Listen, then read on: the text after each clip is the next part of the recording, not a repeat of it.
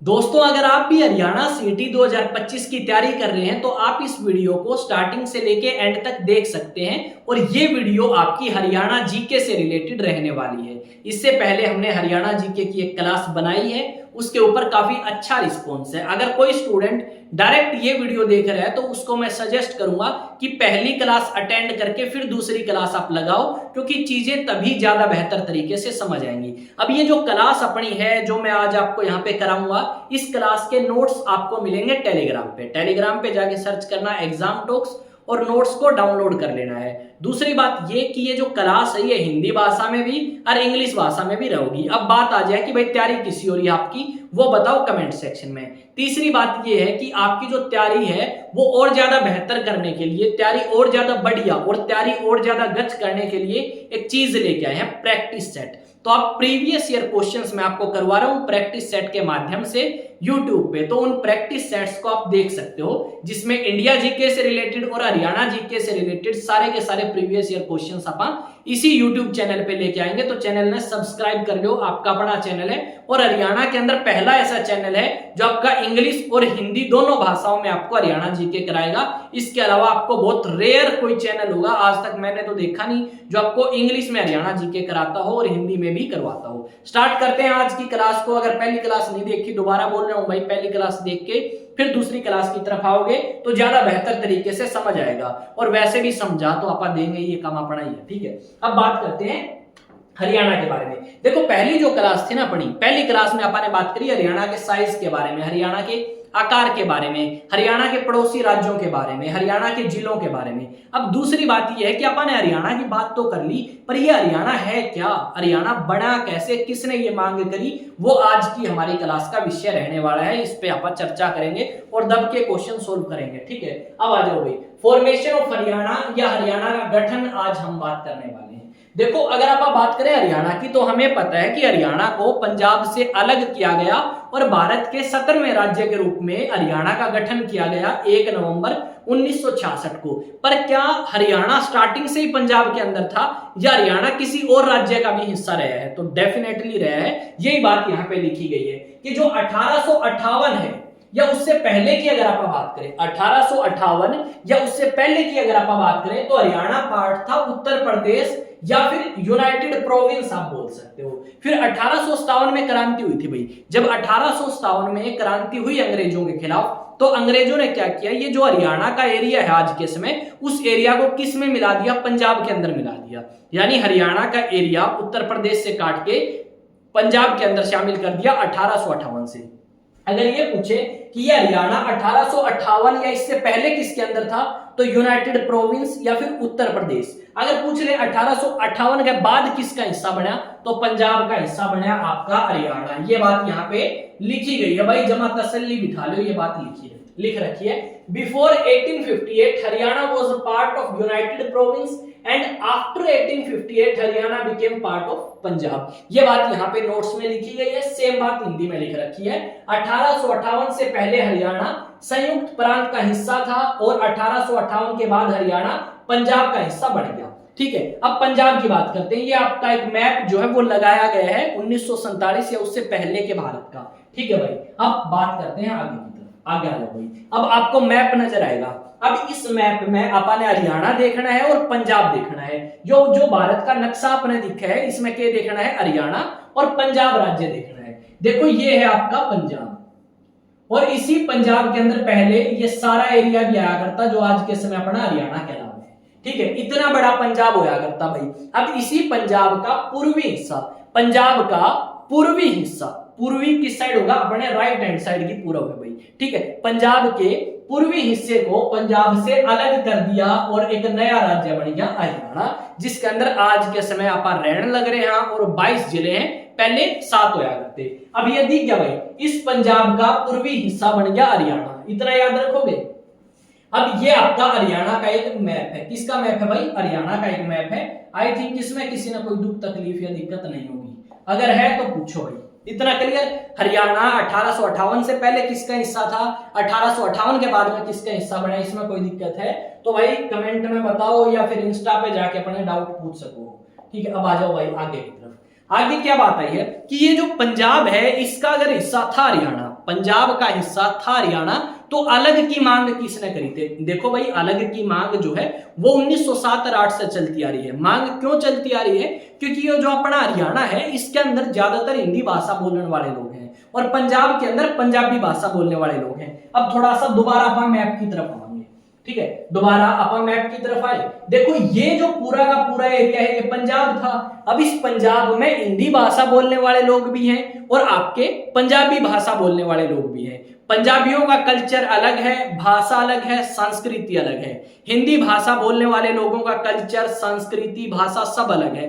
तो इनके बीच में एक संबंध जो है वो अच्छा डेवलप नहीं हो पाया। अब हिंदी भाषा बोलने वाले लोग कह रहे हैं कि हमें अलग करो, पंजाबी वाले कह रहे हैं हमें अलग करो। और इसी तरीके की मांग 1907 से चलती आई। लाला लाजपत राय ने, अरुणा आसिफ अली ने उठाती, ठीक है। अब उन्होंने उठाई, जब ये मांग उठाती तो पंजाबी का वर्ड आ गया, वो पंजाबी आम मन है, ठीक है।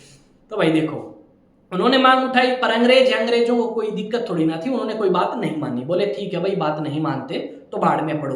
फिर आगे दोबारा से मांग आई। मांग कब आई भाई? ये मांग जोर कब पकड़ती है? 1926 में। ये जो अलग हरियाणा की मांग है ना, ये जोर 1926 में थोड़ा सा पकड़ी। क्या बात हुई भाई? जो आपका पीरजादा मोहम्मद हुसैन है, कौन है? पीरजादा मोहम्मद हुसैन है। वो ये कहता है ऑल इंडिया मुस्लिम लीग के अधिवेशन में, किसमें? All India Muslim League session में। All India Muslim League session हुआ भाई 1926 में दिल्ली में। और इस सेशन के अंदर पीरजादा मोहम्मद हुसैन ने यह मांग करी कि ये जो अपना हरियाणा राज्य है ना भाई, इस हरियाणा राज्य ने पंजाब से अलग करके दिल्ली के साथ मिला दो। हरियाणा राज्य ने पंजाब से अलग करके किस में मिला दो? दिल्ली में। यह बात किसने कही? पीरजादा मोहम्मद हुसैन ने। कब कही? 1926 में। कौन से अधिवेशन में कही? All India Muslim League session में कही, 1926 में दिल्ली में इसने यह बात। जब यह बात इसने कही तो इसकी सुनवाई ज्यादा कुछ करी नहीं भाई, ठीक है। इसकी कौन सुनवाई करेगा? मुस्लिम लीग की तो वैसे ही दबदबा नहीं था भारत में, कांग्रेस कहती तो भी मान लेते, ठीक है। यह बात इसने कही पर बात मानी नहीं गई, ठीक है। इन्होंने कहा, अगर क्वेश्चन ये पूछ ले कि हरियाणा को पंजाब से अलग करके दिल्ली में मिलाने की मांग कब और किसने करी, तो बता दोगे ना? ये भी कोई दिक्कत है तो बताओ भाई, बाकी क्वेश्चन प्रैक्टिस कराएंगे उसमें सबकी मिला पेटे ले आएंगे आप आगे आ रहे हो। देखो मांग तो होगी, जैसे भाई आपा भी तो लड़की देखने जा कर, लड़की देखे 10 जगह, रिश्ता तो एक जगह ही होगा। तो वही बात हरियाणा के साथ हो रही है। मांग तो बहुत जना ने करी, पर मांग पूरी कब हुई? 1966 1 नवंबर ने, जब हरियाणा बन गया तब अपनी मांग पूरी हुई। जिस तरह आपके फेरे होले, ब्याह होके फेरे फारे होले, सारा कमी फेरी होगा ना भाई, हाँ फेरे हो लिए तो ब्याह हो गया। उससे पहले तो करते रहो, हाँ भाई रिश्ता ले आए थे, देख के चले गए, तो वो नहीं माना जाता कि आपकी शादी होगी। तो वही चीज है भाई, यहाँ पे ये सिर्फ मांग कर रहे हैं। अब बात आती है सेकंड राउंड टेबल कॉन्फ्रेंस की। अब राउंड टेबल कॉन्फ्रेंस है वो जमा आराम से बहुत बढ़िया तरीके से अभी समझाऊंगा, पर पहले यह बात समझो। सेकंड राउंड टेबल कॉन्फ्रेंस में जोफ्रे कॉर्बेट नाम का एक व्यक्ति है। सेकंड राउंड टेबल कॉन्फ्रेंस में जेफ्रे कॉर्बेट नाम का एक व्यक्ति है। उसने ये कहा कि जो आपका हिंदी भाषा बोलने वाले लोग हैं उनके लिए अलग एक डिवीजन बनाओ, अंबाड़ा डिवीजन।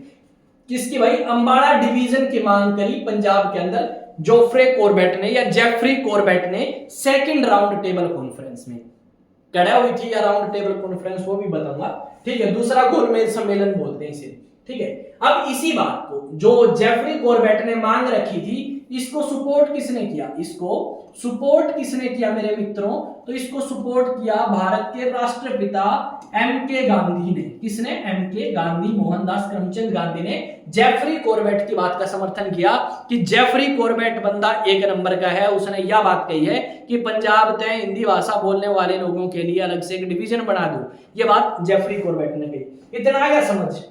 अब आ जाओ राउंड टेबल कॉन्फ्रेंस पे। कितना हो गया भाई हो राउंड टेबल कॉन्फ्रेंस पे? गोलमेज सम्मेलन सुना है ना, उसी की बात करांगे आप। किसकी बात करांगे? गोलमेज सम्मेलन की। इसने इंग्लिश में बोल दिया करें राउंड टेबल कॉन्फ्रेंस। क्या बोलते हैं? राउंड टेबल कॉन्फ्रेंस बोलते हैं मेरे मित्र, याद रख लोगे। अब ये जो राउंड टेबल कॉन्फ्रेंस है ये कुल कितनी हुई? ये राउंड टेबल कॉन्फ्रेंस कुल कितनी हुई भाई? 3 राउंड टेबल कॉन्फ्रेंस हुई। अब ये पूछ लें टोटल कितनी हुई? टोटल आप इंग्लिश में भी लिखेंगे और हिंदी में भी लिखेंगे, ठीक है। कुल राउंड टेबल कॉन्फ्रेंस 3 हुई। अगर पूछ ले कहां हुई, कहां हुई, तो ये हुई लंदन के अंदर। की तो हुई भाई लंदन में। कहां हुई? ठीक है, कहां हुई? तो ये लंदन के अंदर आपकी आयोजित कराई गई थी। ठीक है, 3 राउंड टेबल कॉन्फ्रेंस हुई, लंदन में हुई। क्यों हुई? देखो, महात्मा गांधी ने एक आंदोलन स्टार्ट किया था 1930 में, सविनय अवज्ञा आंदोलन या सिविल डिसोबीडियंस मूवमेंट। जोर पूरा लगे भाई पढ़ाने में, वीडियो लाइक कर लियो। ठीक है, क्या है? Civil disobedience movement. Civil disobedience, spelling एक आधी गलत हो सकती है भाई जल्दबाजी में, या फिर मैं समझाने की तरफ ज्यादा ध्यान दूं, स्पेलिंग की तरफ थोड़ा सा कम दूं, ये भी एक रीजन हो सकता है। महात्मा गांधी ने सिविल डिसोबीडियंस मूवमेंट स्टार्ट किया 1930 में। अब ये क्या था? महात्मा गांधी ने कहा कि जो अंग्रेजों के सामान्य कानून है उनको हम फॉलो नहीं करेंगे। जैसे अंग्रेजों ने ये कहा कि हम नमक के ऊपर टैक्स लेंगे, महात्मा गांधी ने कहा हम इस कानून को नहीं मानने वाले भाई। अंग्रेजों ने कहा तुम्हें टैक्स पे करना पड़ेगा, हमने कह दिया नहीं पे करेंगे, क्योंकि हम सिविल डिसोबीडियंस मूवमेंट कर रहे हैं, यानी सविनय अवज्ञा आंदोलन कर रहे हैं, हम आपके सामान्य कानून का उल्लंघन करेंगे। ये बात आपने यहाँ पे कही। अब महात्मा गांधी ने जब ये आंदोलन स्टार्ट किया तो महात्मा गांधी को रोकने के लिए क्या किया गया भाई? राउंड टेबल कॉन्फ्रेंस आयोजित कराई गई। राउंड टेबल कॉन्फ्रेंस आयोजित कराने का एक और भी कारण है। साइमन कमीशन 1928 में आया था और उसी साइमन कमीशन ने ब्रिटेन के पार्लियामेंट को जाके कुछ सलाह दी कि भाई ब्रिटेन आओ, एक काम करो, भारत के लिए ये जो बात हमने बोली है ना, ये कानून में लिख दो और नया कानून पास करो भारत के लिए। ये बात साइमन कमीशन ने वहां पे जाके कही।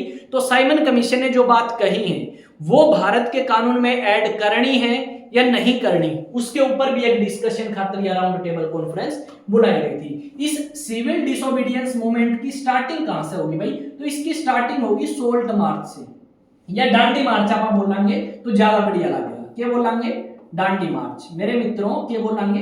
डांडी मार्च। ये डांडी मार्च कहां से स्टार्ट होता है? ये डांडी मार्च आपका मार्च 1930 से स्टार्ट होता है और अप्रैल 1930 में जाके आपका पूर्ण होगा डांडी मार्च। ठीक है, अब डांडी मार्च है क्या? महात्मा गांधी अपने 72 फॉलोवर्स के साथ, 72 फॉलोवर्स के साथ में महात्मा गांधी मेरे मित्रों क्या करते हैं? चलना स्टार्ट करते हैं। कहां से कहां? साबरमती आश्रम से डांडी तक। साबरमती आश्रम से डांडी तक पैदल यात्रा पे निकल लिए महात्मा गांधी। डांडी के लिए पैदल यात्रा पे निकल लिए गांधी, इसे बोलते हैं डांडी मार्च। कि भाई डांडी लेके चलूंगा, डांडी गांव में पहुंच जाऊंगा और वहां पे जाके नमक कानून तोड़ दूंगा, ये बात यहाँ पे कही गई। तो पूछ रहे हैं राउंड टेबल कॉन्फ्रेंस कितनी हुई? कुल 3 राउंड टेबल कॉन्फ्रेंस हुई। देखो, इंडिया जीके जड़े मैंने लग गया, ये इंपॉर्टेंट पॉइंट है, इंडिया जीके का हरियाणा तक कनेक्ट हुआ है तो मैं बताऊंगा भाई। ठीक है, यहाँ पे देखो राउंड टेबल कॉन्फ्रेंस का जिक्र आया तो मैंने यह बात बताई है, नहीं मैं ना बताऊंगा, और समझ लो इंपॉर्टेंट है तभी बता रहा हूं भाई, आगे आ जाओ। अब यहाँ पे क्या कहा गया है? ये जो 3 राउंड टेबल कॉन्फ्रेंस है ये तीनों किसने अटेंड करी? All 3 round table conference attended by किसके द्वारा अटेंड की गई? Attended by B R Ambedkar. Dalit नेता बी आर अम्बेडकर जो है वो तीनों राउंड टेबल कॉन्फ्रेंस में पार्टिसिपेट करते हैं, जबकि एम के गांधी, कौन? M K Gandhi, Mohandas Karamchand Gandhi, M K Gandhi सिर्फ सेकंड राउंड टेबल कॉन्फ्रेंस में गए। M K Gandhi only attended second round table conference. ये बात याद रखोगे, 1931 में ये हुई थी भाई। दूसरा गोलमेज सम्मेलन में महात्मा गांधी गया या फिर कांग्रेस पार्टी कह लो, किसकी तरफ से गया है? इंडियन नेशनल कांग्रेस पार्टी की तरफ से महात्मा गांधी गया है, याद रखोगे। तो यहाँ पे जेफरे कॉर्बेट ने मांग रखी कि पंजाब का अंबाला डिवीजन अलग कर दो सेकंड राउंड टेबल कॉन्फ्रेंस में। मांग चल रही है, चलती रहेंगी, तो हम भी कह दो घर का में कि ये कर दो, ये ला दो, पर लिया में थोड़ी नहीं, बात कौन माने ना, जब जमा डंडा फंसे तभी बात माना करे। तो यहाँ पे ये बात लिखी गई है 1932 दिसंबर 1932 की बात है। दीनबंधु गुप्ता जो है वो डिमांड करते हैं किसकी? कि भाई हरियाणा को पंजाब से अलग कर दो, क्योंकि पंजाब में अलग भाषा बोलने वाले लोग हैं, हरियाणा में अलग भाषा बोलने वाले लोग हैं, थोड़ा संबंध अच्छे से नहीं बढ़ पाएगा, इनके बीच में विवाद हो जाएगा भाषा न लेके। तो सेपरेट करो, पंजाब को अलग कर दो, हरियाणा को अलग कर दो। और हरियाणा तो पहले था ही अलग, उत्तर प्रदेश का पार्ट था, उत्तर प्रदेश में भी हिंदी बोल रहे हैं, हरियाणा में भी हिंदी, तो कोई दिक्कत नहीं थी, पर आपने पंजाबियों के साथ मिला दिया तो थोड़ा सा मजा नहीं आ रहा जी हमें। ये बात यहाँ पे इन्होंने कही, पर बात इनकी भी नहीं मानी गई। बात आओ फिर पंजाब से कैसे अलग हुआ। देखो, जो हरियाणा है ये जो हरियाणा है ये देश आजाद जब हुआ, देश आजाद जब हुआ 1947 में, उस समय किसका पार्ट था? पेप्सू का पार्ट था। आपने Patiala east Punjab states union सुना होगा। इसकी पेप्सू की फुल फॉर्म क्या है? पटियाला या Patiala east Punjab states union, states union इसकी क्या है भाई? फुल फॉर्म है पेप्सू की। अब इसी पेप्सू का पार्ट क्या था आपका? इसी पेप्सू का पार्ट था हरियाणा, ठीक है। अब अगर आप पंजाब में जाओगे ना, जिस तरह जालंधर साइड चले गए, लुधियाना साइड चले गए, कहीं भी चले जाओ, वहां पे आपने पेप्सू नाम दिख जाएगा बस आंखों पर। और पेप्सू की फुल फॉर्म क्या है? Patiala east Punjab states union. और इसी का पार्ट क्या था? इसी का पार्ट था हरियाणा। अब हरियाणा पंजाब का पार्ट है भाई, पेप्सू का पार्ट है, ठीक है। पर यहाँ पे अलग होने की मांग 1948 में दोबारा जोर पकड़ गई। 1948 में क्या हुआ? एक सिख नेता थे, अकाली दल के एक सिख नेता थे, मास्टर तारा सिंह। मास्टर तारा सिंह कह रहे हैं कि हम सिख हैं भाई, और हमें इन हिंदुओं के साथ या हमें इन हिंदी भाषा बोलने वाले लोगों से अलग करो, हमें इनके साथ नहीं रहना। यह बात मास्टर तारा सिंह ने कह दी। अब मास्टर तारा सिंह ने तो कह दी, पर मास्टर तारा सिंह की माननी तो नहीं। मास्टर तारा सिंह ने कहा कही, किसके थ्रू गई? तो मास्टर तारा सिंह एक न्यूज़पेपर चलाया करते अजीत नाम से, उस न्यूज़पेपर में मास्टर तारा सिंह ने कही कि हम एक सिख राज्य की मांग चाहते हैं। मास्टर तारा सिंह ने 1948 में अपने समाचार पत्र अजीत के माध्यम से सिख राज्य की मांग की। कति सही बात है, और आई थिंक यहां तक आपको समझ आ गया होगा। अगर किसी भी भाई बंधु को दिक्कत है तो भाई कमेंट में पूछ लो, कोई दिक्कत नहीं है, ठीक है। बता रहे हैं तैयारी किसी चल रही है भाई, बताइए एक बार। पानी पी ले इतने, एक दो घूंट पानी जरूरी है जीवन में यार। एक तो मेरी आवाज लाउड है, ठीक है, तो आप थोड़ी सी कम करके आवाज फिर सुन सको। और किसी का फोन का अगर स्पीकर डाउन है ना, तो भी मेरी आवाज आराम से सुनेगी भाई, स्पीकर डाउन में भी, क्योंकि अपनी आवाज है लाउड तेज।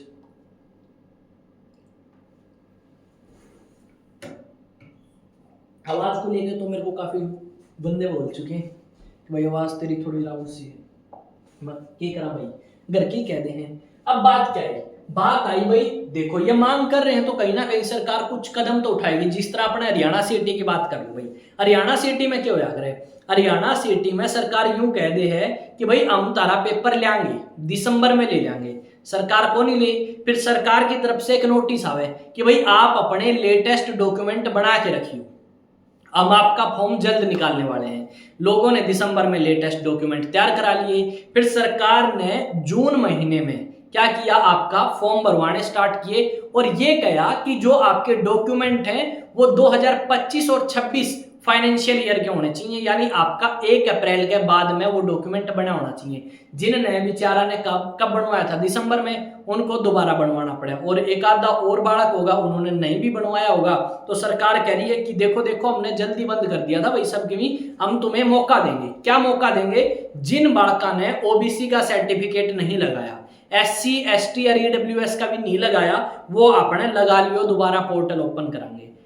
खींच रही है काम में, ताकि जितना इलेक्शन के पास पहुंचा जा सके उतना पहुंचो, ताकि इलेक्शन के टाइम में यो काम करेगा सरकार के काम आवे, इलेक्शन जीतने के काम आवे। अब बात आ गई सच्चर फॉर्मूला पे, यानी ये भी काम तो कर रहे हैं, थोड़ा थोड़ा आराम आराम से गोली देंगे और 1966 में हरियाणा और पंजाब ने अलग कर देंगे। सच्चर फॉर्मूला उस समय पंजाब के मुख्यमंत्री भीमसेन सच्चर थे, उन्होंने इंट्रोड्यूस किया सच्चर फॉर्मूला अक्टूबर 1949 में। इस आदमी ने इस फॉर्मूले में या इस सुझाव में क्या बात कही? इस सुझाव में भीमसेन सच्चर ने यह बात कही, ठीक है, इसमें क्या कही भाई? भीमसेन सच्चर ने यह कही कि हिंदी भाषा बोलिया जा है जिस क्षेत्र में, वहां पे प्राइमरी लैंग्वेज हिंदी कर दो और सेकेंडरी कर दो पंजाबी। और जिस एरिया में पंजाबी भाषा बोली जाए वहां पे प्राइमरी पंजाबी कर दो और सेकेंडरी हिंदी कर दो। इस तरीके की बातें यहाँ पे पंजाब के उस समय के मुख्यमंत्री भीमसेन सच्चर के द्वारा कही गई। अब यह बात जब इसने कही तो इसका विरोध भी कुछ लोगों ने किया। किन्होंने किया? मास्टर तारा सिंह बोले यार पागल क्यों बना हुए है, हम अलग से राज्य की मांग कर रहे हैं, हम मीठी गोली देने लग रहे हो। ठीक है, हमें मीठी गोली नहीं चाहिए, हमें क्या चाहिए? हमें पंजाब अलग से चाहिए जहां पे पंजाबी भाषा बोलने वाले लोग हो। आर्य समाज ने इसका विरोध किया। किसने? आर्य समाज ने इसका विरोध किया। हिंदू महासभा संगठन ने इसका विरोध किया। हिंदू महासभा तो करे ही करे, जनसंघ ने भी विरोध किया और यही जनसंघ बड़ी होकर के बन जाएगी बीजेपी। ठीक है, आर्य समाज की स्थापना किसने करी? दयानंद सरस्वती। और इसी आर्य समाज से जुड़ रहे थे पंजाब के शेर लाला लाजपत राय। कौन? पंजाब का शेर लाला लाजपत राय। कोई दुख तकलीफ सच्चर फॉर्मूला में तो बताओगे। देखो बेसिकली बात यही थी कि सच्चर फॉर्मूला इतने अच्छे तरीके से इंप्लीमेंट नहीं हो पाया। इन्होंने कहा भाषा को लेके कि भाई ऐसा ऐसा कर लो, पर लोग राजी थोड़ी ना होंगे। यार आपकी जो इच्छा वो तो आप चाहोगे ना, इच्छा पूरी तो करोगे। वही चीज यहाँ पे हो रही है। किसी ने पटवारी लगना है तो बिना लाग की शांति थोड़ी ना पड़ेगी उसके। किसी ने ग्राम सचिव लगना है तो बिना लाग की शांति पड़ जाएगी कि कौन पढ़े ने। ऐसे ही अगर किसी की इच्छा है कि वो क्लर्क लाग गया तो भाई क्लर्क लाग के बिना उसकी शांति नहीं, इच्छा कौन पड़े। और यूं ही यहाँ पे होया कि जब तक भाई हरियाणा और पंजाब ने अलग नहीं कर दोगे, इतना हमारे भी कालजे में शांति ना पड़े, अलग करो। पर कुछ लोग इसके खिलाफ भी थे। ठीक है, कुछ कह रहे थे पूरे तरीके से अलग करो, कुछ कह रहे थे अलग ही ना करो। ठीक है, आगे आ जाओ। आगे है स्टेट्स रीऑर्गेनाइजेशन कमीशन। 1953 में स्टेट्स रीऑर्गेनाइजेशन कमीशन या राज्य पुनर्गठन आयोग, इसको हिंदी में नहीं लिखा गया तो मैं भूल जाऊंगा भाई उस समय, तो यहां पे अब लिख दूंगा राज्य पुनर्गठन आयोग। हिंदी मेरी थोड़ी सी कमजोर है तो गलत हो उसके भाई। ठीक है, राज्य पुनर्गठन आयोग। अब ये जो राज्य पुनर्गठन आयोग है ये आपका आया 1953 में। अब इस राज्य पुनर्गठन की बात कर लेते हैं। राज्य पुनर्गठन आयोग को दिसंबर 1953 में बनाया गया और इसके जो अध्यक्ष थे वो सैयद फजल अली थे, जो कि सुप्रीम कोर्ट के एक न्यायाधीश थे। सुप्रीम कोर्ट के एक न्यायाधीश थे सैयद फजल अली। अब इसी कमीशन का दूसरा नाम क्या है? इसी कमीशन का दूसरा नाम है फजल अली कमीशन। अदर नेम क्या है? फजल अली कमीशन है। याद रख लोगे ना मेरे भाई, इस बात को याद रखोगे। फजल अली कमीशन और स्टेट्स रीऑर्गेनाइजेशन कमीशन कतिये की बात है। अब यहाँ पे इन्होंने रिपोर्ट सबमिट करी 1955 में।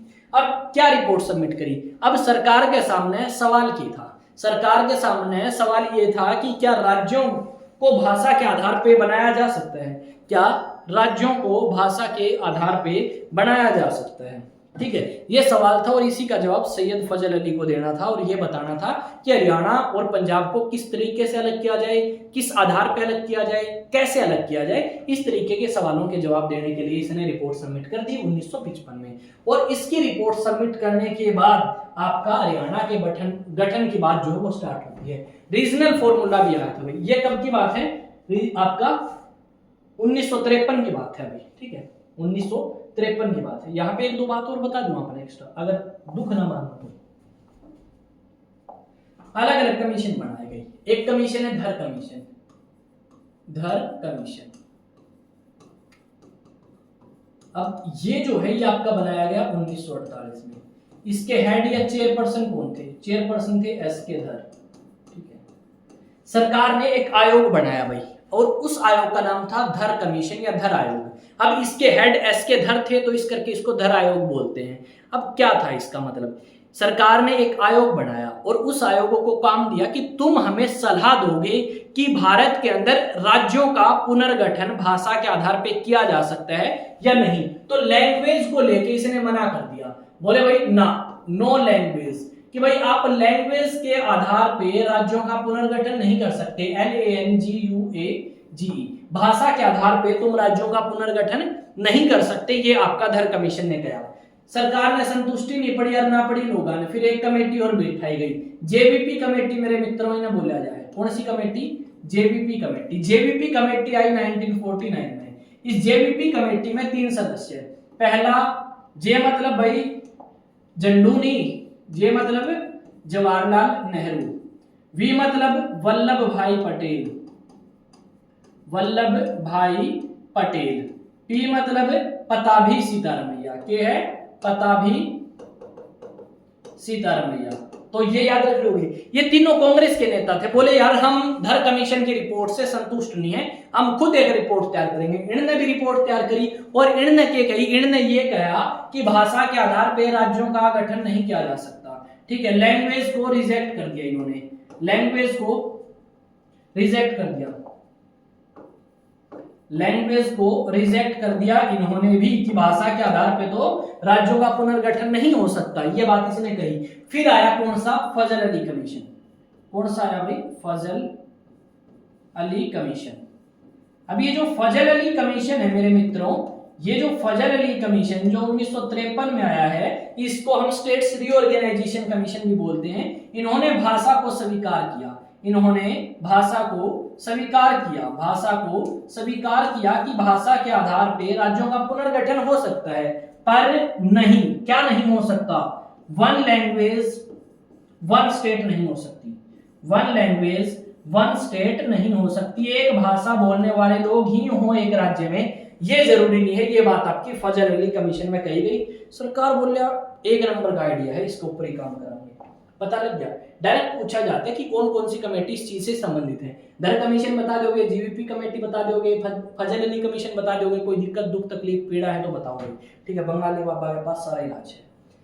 रीजनल फॉर्मूला, रीजनल फॉर्मूला केंद्र सरकार ने पास किया, और वही बात भाई हिंदी भाषा बोलने वाले क्षेत्रों में हिंदी हो, पंजाबी भाषा बोलने वालों में पंजाबी हो, आपस में कोऑपरेट करें, मिलजुल के काम करें। पर लोगों को हो रही थी खुजली कि हरियाणा को अलग करेंगे भाई पंजाब से, हर पंजाब वाले कह रहे हैं हम हरियाणा से अलग होंगे, हम हिंदी भाषा बोलने वाले लोगों के साथ नहीं रहेंगे। तो ये आपका अच्छे तरीके से काम उस समय नहीं कर पाया। रीजनल फॉर्मूला कब आया, सिर्फ इतना याद रख लियो, 1956 में रीजनल फॉर्मूला आया। अब भी रहे कि है कई बालका का दुख तकलीफ घनी हो जाएगी। दुख तकलीफ किस तरह हो जाएगी, वो कहेंगे जी मजा नहीं आया आपसे पढ़ के। क्यों मजा नहीं आया, उस सर ने तो यो करवा दिया, ठीक है, दूसरा सर ने ये करवा दिया, दूसरा सर तो जमा जड़ काट लिया उस चीज की, ठीक है।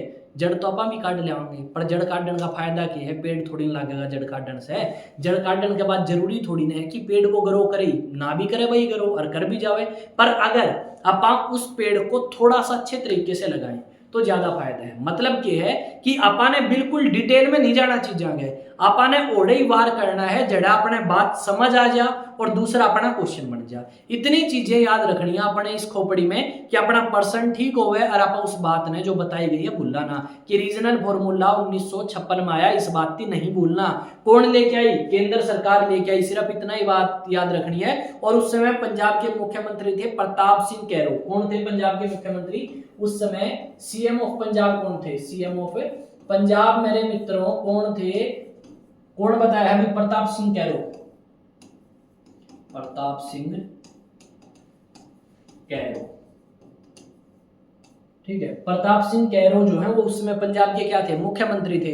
इन्होंने भाई चीजें लागू करी नहीं जो केंद्र सरकार चाहती थी, उन चीजों को पूरा किया नहीं, और इस करके ये आपका सक्सेसफुल नहीं हुआ। तो अपन ने क्या कहना, अपन ने एग्जाम ओरिएंटेड पढ़ना है। अपन ने अगर हरियाणा में विद्वान बन गए और नौकरी नहीं मिली तो भाई ब्याबी को नहीं हो, ठीक है। दूसरी बात क्या है, नौकरी नहीं मिली तो लोग आपको सिर्फ यही बोलेंगे कि साला लड़कीबाजी क्या करता, उड़ा घूमया करता, ये क्या करता, वो क्या करता। तो वो सुनने से बेटर है अपन वो पढ़ना जो अपने याद भी रहे और अपना क्वेश्चन बन जाए, बस अपना इतना ही मतलब है, ठीक है। गणा रामायण खींचने की बात है ही नहीं इसमें, इतना आ गया समझ, आगे आओ भाई, आगे आ जाओ भाई। फिर एक शाह कमीशन आया, क्या आया, शाह कमीशन, बादशाह शाह, ठीक है। कब आया, अप्रैल 1966 में, अप्रैल 1966 में आपका एक कमीशन आया जिसे आप क्या बोलते हैं, शाह कमीशन। इसको मेरे हिसाब से थोड़ा सा अपन नीचे की तरफ कर लेंगे, दिखे ना भाई सारा आराम से, दिखे ना भाई, कोई दिक्कत ना, दिखे भाई अच्छी तरह। देखो शाह कमीशन अप्रैल 1966 में आया। अब इसके जो अध्यक्ष थे वो जयंतलाल छोटेलाल शाह या जेसी शाह इसके अध्यक्ष थे शाह कमीशन के। अब शाह कमीशन को भी यही काम दिया गया था, पर इसके अंदर दो मेंबर होते, एक का नाम था एस दत्त, दूसरे का नाम था एम फिलिप। क्या नाम था, एस दत्त और एम फिलिप, दो सदस्य थे इसके अंदर, इतना याद रखोगे। अब यहाँ पे क्या कहा गया है, सरकार ने इस शाह कमीशन के बिहाफ पे मांग को स्वीकार किया कि शाह कमीशन ने सलाह दी है, उस आधार पे आप थोड़ा सा काम करेंगे और हरियाणा को पंजाब से अलग कर देंगे, या पंजाब को दो हिस्सों में डिवाइड करेंगे। पूर्वी हिस्सा हरियाणा बनेगा और पश्चिमी हिस्सा पंजाब कहलाएगा। पंजाब में पंजाबी भाषा बोलने वाले लोग ज्यादा होंगे और हिंदी क्षेत्र में हरियाणा आप कह देंगे उसको। अब यहाँ पे क्या होता है, government approved Punjab reorganisation bill, जो पंजाब रीऑर्गेनाइजेशन बिल या पंजाब पुनर्गठन आपका क्या बोलते हैं, पुनर्गठन विधेयक, पंजाब पुनर्गठन विधेयक जो है उसे सरकार ने क्या किया भाई, अप्रूव कर दिया। कब अप्रूव किया, सितंबर 1966। सितंबर 1966 में ये बात कह दी कि भाई हाँ हम केंद्र सरकार पंजाब को अलग करेंगे, दो हिस्सों में डिवाइड करेंगे, एक हरियाणा बनेगा और दूसरा पंजाब बनेगा। अब ये जो पंजाब पुनर्गठन विधेयक है, पंजाब पुनर्गठन विधेयक है, ये कौन लेके आया? तो गुलजारी लाल नंदा। कौन? गुलजारी लाल नंदा। कौन ले आया भाई? गुलजारी लाल नंदा। अब बात ये आती है गुलजारी लाल नंदा थे कौन सर? तो गुलजारी लाल नंदा थे उस समय होम मिनिस्टर या गृह मंत्री। और फिलहाल गृह मंत्री कौन है? प्रेजेंट की मैं बात कर दूं ना भाई, फिलहाल की मैं बात कर दूं तो कौन है? बहुत खतरनाक आदमी है और उसका नाम है अमित शाह। कौन है? अमित शाह, मोदी का कभी खास मित्र है भाई।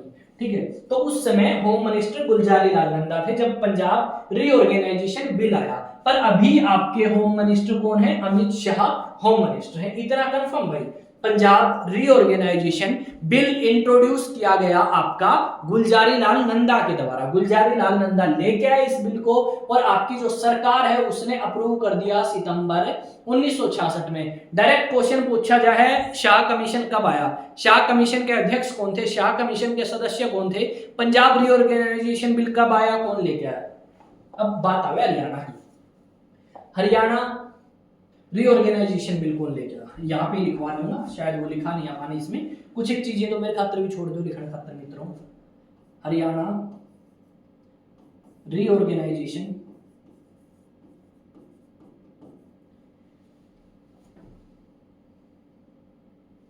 REORGANIZATION रीऑर्गेनाइजेशन बिल कौन लेके आया? तो हरियाणा पुनर्गठन विधेयक जो है वो कौन लेके आया? हुकुम सिंह या सरदार हुकुम सिंह? हुकुम सिंह। ये हुकुम सिंह है कौन मित्रों? तो ये आपके स्पीकर हैं। स्पीकर कौन होते हैं? स्पीकर लोकसभा के अध्यक्ष होते हैं। लोकसभा के अध्यक्ष को स्पीकर कहा जाता है, लोकसभा के मुखिया को स्पीकर कहा जाता है। उस समय हुकुम सिंह थे और ये हरियाणा रीऑर्गेनाइजेशन बिल आपका लेके आए और हरियाणा और पंजाब दो अलग अलग राज्य बन गए 1 नवंबर 1966 को। अब बात ये आती है मेरे मित्रों कि अपना जो ये हरियाणा है, ये प्यारा सा जो हरियाणा है, जो हरा भरा हरियाणा है, 1 नवंबर 1966 को जब ये आपका बना तो इसमें क्या थे? 7 डिस्ट्रिक्ट्स थे और 7 डिस्ट्रिक्ट्स ये आपके कब थे भाई? 1 नवंबर 1966 को। अब इसी 1 नवंबर 1966 से लेके अगर आप बात करें 2025 की, तो 2025 में इसमें कितने जिले हो चुके हैं? तो 22 डिस्ट्रिक्ट्स इसके अंदर हो चुकी हैं। किसमें? हरियाणा के अंदर। अब जब हरियाणा अपना बना है तो डायरेक्ट यो क्वेश्चन पूछ लिया जाए, हरियाणा जब आपका बना उस समय भारत के प्रधानमंत्री कौन थे? तो उस समय भारत के प्रधानमंत्री थी इंदिरा गांधी और ये पहली महिला प्रधानमंत्री थी भारत की, first women PM of Haryana. और काफी कंट्रोवर्शियल फिगर है भाई Indira Gandhi, first women PM of Haryana, PM of India. भाई हरियाणा गलती से निकल गया क्योंकि आप अपने हरियाणा की बात आप ज्यादा कर रहे हैं। First women PM of India थी इंदिरा गांधी और वो आपकी भारत के अंदर प्रधानमंत्री थी जब हरियाणा को बनाया गया 1 नवंबर 1966 को। बात करते हैं उस समय राष्ट्रपति कौन थे? तो उस समय राष्ट्रपति डॉक्टर एस राधाकृष्णन थे। कौन थे राष्ट्रपति? Doctor S Radhakrishnan. इन्हीं के याद में हम हर साल 5 सितंबर को टीचर्स डे मनाते हैं और ये भारत के 2 बार उपराष्ट्रपति रह चुके, जब भारत के राष्ट्रपति राजेंद्र प्रसाद थे या डॉक्टर राजेंद्र प्रसाद थे। अगर ये पूछ ले कि उस समय वाइस प्रेसिडेंट या उपराष्ट्रपति कौन थे, तो डॉक्टर जाकिर हुसैन जो है वो आपके क्या थे? उपराष्ट्रपति थे। और इनके नाम के ऊपर क्या है भाई? इनके नाम के ऊपर चंडीगढ़ में क्या है मेरे मित्रों? Rose garden. बताओ किस किसने देखा है रोज गार्डन? किस किसने देखा है रोज गार्डन? कृपया कमेंट सेक्शन में बताओ। तो रोज गार्डन चंडीगढ़ के अंदर है और ये डॉक्टर जाकिर हुसैन के नाम पे बनाया गया है। वाइस प्रेसिडेंट उस समय थे भारत के जब हरियाणा का गठन हुआ 1 नवंबर 1966 को। दुख तकलीफ है तो पूछ सकते हो। बात करते हैं स्पीकर यानी लोकसभा के मुखिया कौन थे? स्पीकर कहाँ होता है मेरे भाइयों? लोकसभा के अंदर होता है और लोकसभा के स्पीकर कौन थे? हुकुम सिंह थे। कौन थे लोकसभा के स्पीकर? हुकुम सिंह थे। याद रखोगे ना? बिल्कुल याद रखेंगे जी। अब बात सर अगर ये पूछ रहे हैं डिप्टी स्पीकर कौन थे? कौन थे भाई? डिप्टी स्पीकर कौन थे यानी उप स्पीकर कौन थे? तो एसवी कृष्ण मूर्ति राव डिप्टी स्पीकर थे। अब स्पीकर क्यों है, डिप्टी स्पीकर क्यों है, राष्ट्रपति क्यों है, उपराष्ट्रपति क्यों है, प्रधानमंत्री क्यों है, सब बता कहां पर डिटेल में। पर अभी आप हरियाणा जी के करा तो थोड़ा इसी के ऊपर फोकस कराएंगे, ठीक है। आगे आ जाओ भाई। लोकसभा कौन सी चल रही थी उस समय तीसरी लोकसभा चल रही थी। देखो पहली लोकसभा कब से कब तक चली, फर्स्ट लोकसभा आपकी 1952 से लेके 1957 तक चली, फिर दूसरी 1957 से लेके 1962 तक चली, फिर तीसरी भाई 1962 से लेके 1967 तक चलेगी, और हरियाणा बन गया 1 नवंबर 1966। तो उस समय तीसरी लोकसभा चल रही थी। और लोकसभा परमानेंट हाउस नहीं है भाई, लोकसभा टेम्परेरी हाउस है। लोकसभा क्या है, टेम्परेरी हाउस है। इसी लोकसभा की मैं थोड़ी सी बात कर दूं, लोकसभा की मैं आपने समझाने खातिर थोड़ी सी बात कर दूं मेरे मित्रों। लोकसभा की अगर आप बात करें तो 1952 में लोकसभा के अंदर कितने सदस्य बने, 489। अगर बात करें इसी लोकसभा की एट प्रेजेंट कितने सदस्य हैं, लोकसभा में कितने सदस्य हैं, जल्दी से जल्दी बताओ। 543 है। पढ़ पी लिया? कोई दिक्कत दुख तकलीफ है तो पूछो भाई, पूरा बतावांगे, टेंशन ना लो मित्रों। टेंशन मित्रों दी है नहीं, सॉरी टेंशन मित्रों है नहीं। पिंपल्स ये हो गया यार। ले भाई, आज तिलक लगवा रखा था, वो सूख के आंख में पड़ गया, आंख लाल हो गई यार। अब तो ठीक हो रही होगी।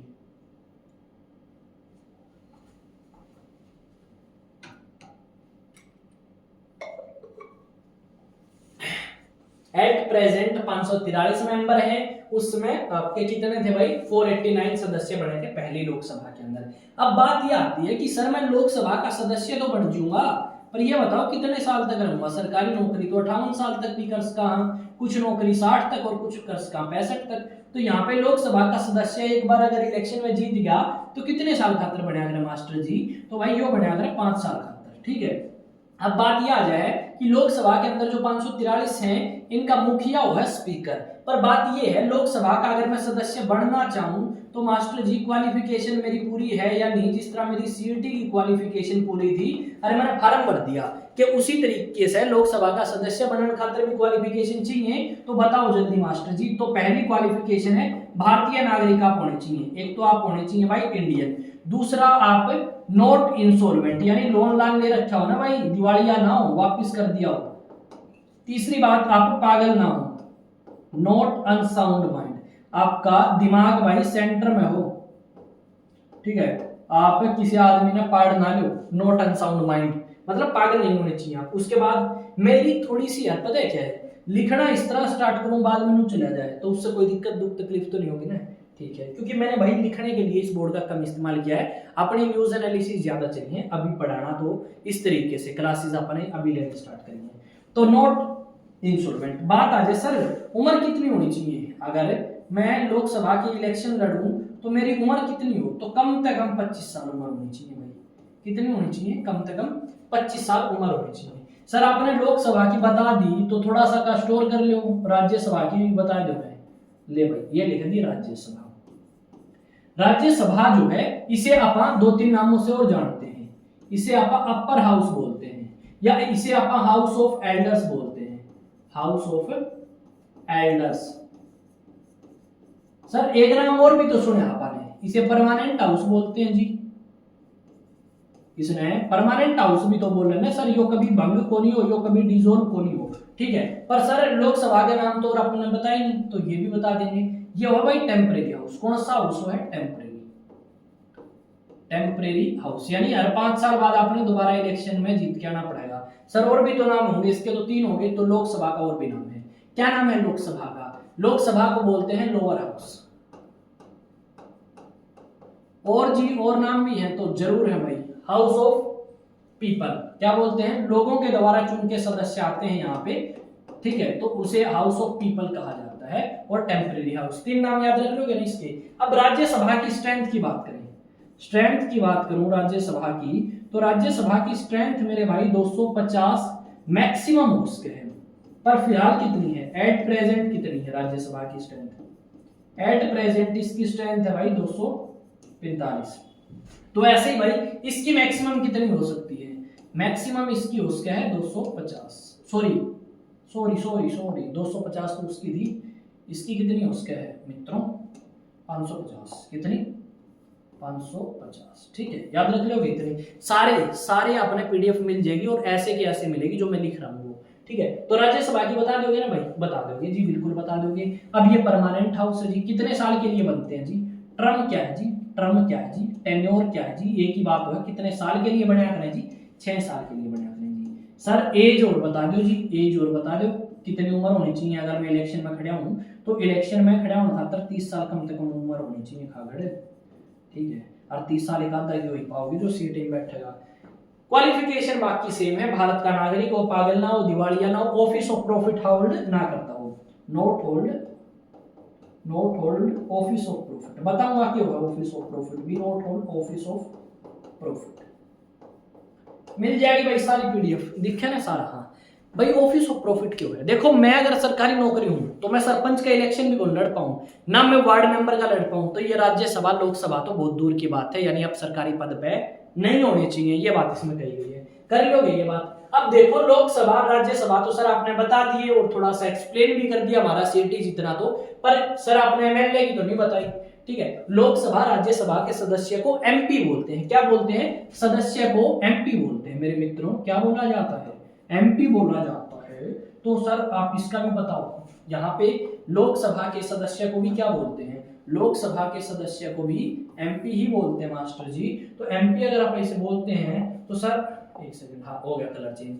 सर अब ये और बताओ एमएलए का फुल फॉर्म क्यों है, एमएलए का फुल फॉर्म क्या होता है बाबू, ठीक है, वो बाबू नहीं है दूसरा है भाई, ठीक है, member of legislative assembly, member of legislative assembly. अब ये जो अपने हरियाणा में एमएलए बने ना भाई, ये पहले बना करते चम्मन, फिर ये चम्मन से बढ़ गए, चम्मन से बढ़ के ये बात है अपनी 1966 की, 1966 की 1 नवंबर 1966 की। फिर बात थोड़ी आगे बढ़ी, बात बढ़ी कब भाई, 1967 में जो इलेक्शंस हुए उसमें हरियाणा तय एमएलए बनने लगे 81 एमएलए, ठीक है। फिर बात और आगे बढ़ी और बात आगे इतनी बढ़ी कि 1977 तक आपके हरियाणा में 90 एमएलए बनने लगे, कितने एमएलए बनने लगे, 90 एमएलए बढ़ने लगे, समझ आ गया, इसमें कोई दिक्कत है बता दो, अच्छा है, यही बात थी इसमें, यही बात थी जी। और आप क्या बात कर सकते हैं, आप थोड़ा स्पीकर के बारे में भी जान लें, अगर आप कहोगे तो जान लेंगे, आप मना करोगे तो टाल कर देंगे। देखो अपन आज की क्लास में क्या क्या बात करी है वो एक बार थोड़ा सा रिवाइज करना पड़ा बड़े है, क्योंकि आप ईमानदार बालक है, अपन ने सीटी काट रहा, अपन ने बकवास कम करनी है और पढ़ाई पे ज्यादा ध्यान देना है। तो यहाँ पे सबसे पहली स्लाइड पाओ, देखो हरियाणा का गठन कब हुआ और हरियाणा किसका हिस्सा था 1858 से पहले और 1858 के बाद में। उसके बाद मैंने इन मैप्स के थ्रू आपको हरियाणा और पंजाब को समझाने की कोशिश करी कि पंजाब का पूर्वी हिस्सा जो है उसे अलग करके हरियाणा नाम दे दिया गया और इस हरियाणा को हिंदी भाषा क्षेत्र समझा जाता है आज के समय। और यहाँ पे जो हरियाणा के लोग हैं वो हिंदी को बोलते हैं पर हरियाणवी बोली में, देखो बोली अलग चीज हो, हर भाषा अलग चीज हो है, क्या फर्क है बताइए कमेंटा में भाई, आगे आ जाओगे। आगे यह स्लाइड अपनी खाली थी, फिर आपने बात करी कि डिमांड किस तरीका से आई, तो डिमांड फिर ज्यादा मोहम्मद ने करी पर बात मानी नहीं गई, दिल्ली के अंदर मिलान की। फिर जेफरी कॉर्बेट की बात आपने करी, अम्बाड़ा डिवीजन की बात करी, फिर आपने राउंड टेबल कॉन्फ्रेंस समझा, आपने डांडी मार्च के बारे में बात करी, डांडी मार्च किस चीज से संबंधित है वो आपने बात करी। महात्मा गांधी 72 लोगों के साथ डांडी यात्रा के लिए चल पड़ते हैं, साबरमती आश्रम से लेके कहां पे भाई, दांडी की तरफ, जो कि गुजरात में है। फिर दीनबंधु गुप्ता की बात करी, फिर आपने बात करी किस चीज की, पेप्सू की बात करी, मास्टर तारा सिंह की बात करी। अब फतेह सिंह भी आवे भाई बीच में, फतेह सिंह भी बीच में आता है। अब क्या होता है, जब आपका हरियाणा अलग नहीं किया जाता, जब आपका हरियाणा अलग नहीं किया जाता तो आपके अकाली दल के नेता जो फतेह सिंह हैं वो सरकार को धमकी देते हैं कि मैं क्या करूंगा भाई, मैं भूख हड़ताल कर दूंगा, मैं अपने आप ने जिंदा जला लूंगा। इस तरीके की जो कह सकते हो धमकियां जो हैं वो सरकार को दी गई। फिर यहाँ पे भूख हड़ताल पे बैठ गया वो 10-15 दिन के लिए। पर उसी टाइम 1965 में भारत का एक युद्ध जो है वो पाकिस्तान के साथ स्टार्ट हो गया। अब पाकिस्तान के साथ युद्ध स्टार्ट हुआ तो उस आदमी को अपनी जो भूख हड़ताल है वो खत्म करनी पड़ी। फिर भूख हड़ताल खत्म तो करी और बाद में पाकिस्तान के साथ युद्ध भी खत्म अपना हो गया। जैसे युद्ध खत्म हुआ उसने 25 दिन की भूख हड़ताल अनाउंस कर दी।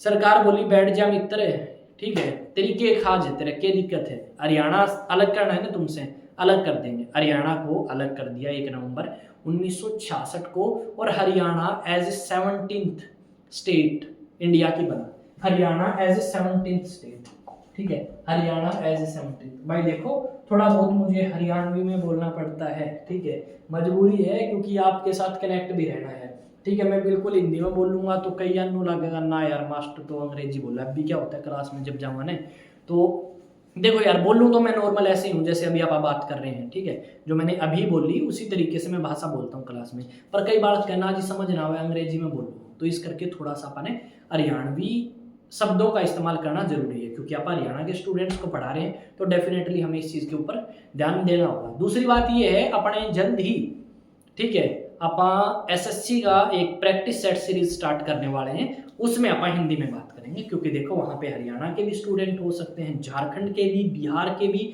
यूपी के भी, एमपी के भी, छत्तीसगढ़ के भी, कहीं के भी हो सकते हैं। तो वहाँ पे हरियाणा के जितने स्टूडेंट हैं जो एसएससी की तैयारी करेंगे बाद में, ठीक है, सीईटी प्रीलिम्स देने के बाद में या सीईटी प्री देने के बाद में, ठीक है, वो अपने भाई फिर ओढ़े हिंदी में सेट हो जियो, बाद में आके तो मास्टर जी के करिए। इतना हो गया। अब बात करते हैं हरियाणा की। भाई Haryana as a 17th state के रूप में उभर के आया, और कब हरियाणा बना मेरे मित्रों, 1 नवंबर 1966 को हरियाणा का गठन हुआ। जब हरियाणा बना तो उसके बाद हमने बात कर ली कि हरियाणा के पड़ोसी राज्य कौन से हैं, हरियाणा में उस समय जिले कौन कौन से थे, आज के समय कौन से जिले हैं वो मैं बता चुका हूं। हमने बात अब ये करी है कि हरियाणा के बनने की मांग कैसे स्टार्ट हुई। हरियाणा जब बना उस समय भारत के राष्ट्रपति कौन, उपराष्ट्रपति कौन, चेयरमैन ऑफ राज्यसभा कौन, स्पीकर कौन, प्रधानमंत्री कौन, वो सारी की सारी हमने बात करी। अब जब आपका हरियाणा बना तो उस समय हरियाणा के मुख्य कुछ क्वेश्चन मैं आपके लिए छोड़ के जाऊंगा मेरे भाई।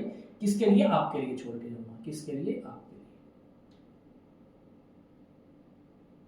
हाँ, हरियाणा जब आपका बना तो उस समय हरियाणा के पहले सीएम कौन थे, प्रथम मुख्यमंत्री कौन थे, वो आप कमेंट सेक्शन में जवाब दोगे अगर आपकी तैयारी बढ़िया है तो, और नहीं है तो फिर केकर्स का तैयारी करो भाई।